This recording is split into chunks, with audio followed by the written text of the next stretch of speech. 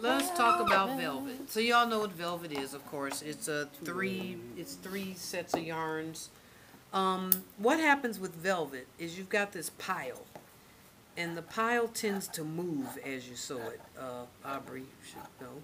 I know all about this. Your skirt looks dope, though. Thank you. But the other thing is you can't press velvet. You have to have a velvet presser. We do. So one thing that happens is as you're sewing it, you'll be sewing it and it'll start sliding this way or the other way, and you'll get, oh crap, and you're sewing, then underneath you look, you sewed it on this side, and underneath you look, and this not even sewed. So you want to either, typically in the old-fashioned days, people used to baste it. I just don't baste. I believe in pinning.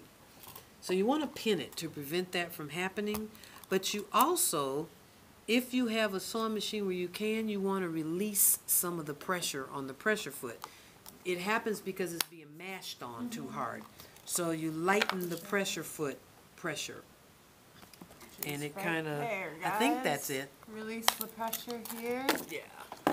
So we can lighten it. Now what I don't know, I'm assuming lesser numbers would be lighter. So let's sew it.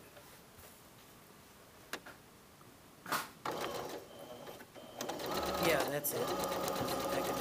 You can see how it's pushing it forward. So I don't want any pleats, so I'll pull out the pins before I get there.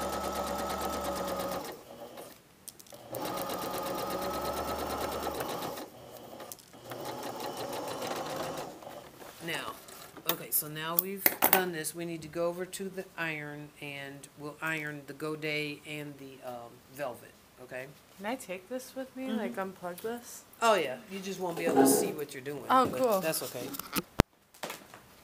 Sorry, whoever just saw my box. Okay, so everybody come over here. Do you know where you put it? I left it around there. Oh, it was on top, I think.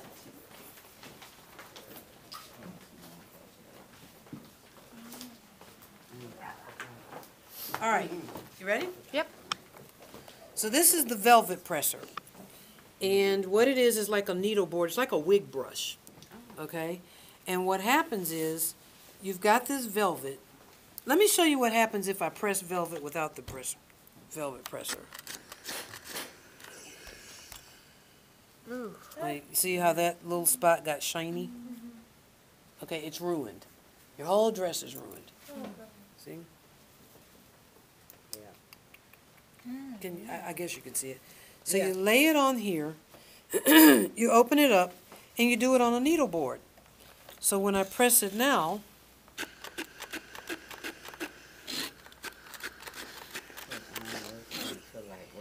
It's rude and it spits. but see, then there's no, the pile is not compromised.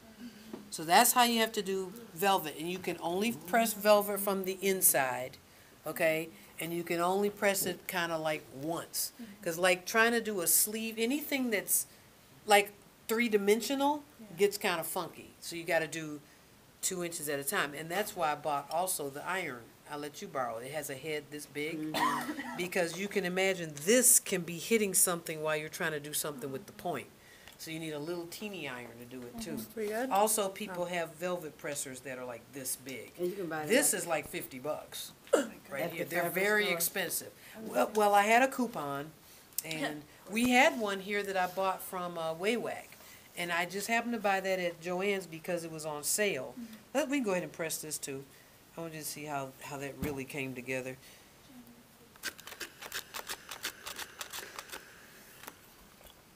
So now we would press these open and then back closed.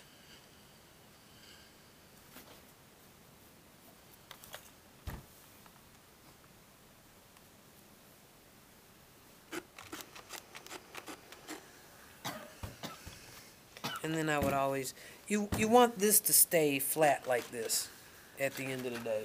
I would even do serge this and just carry it on up that side, and then serge this and carry it on up that side and serge them together. But I wouldn't do it before I had pressed it open to get it nice and flat first.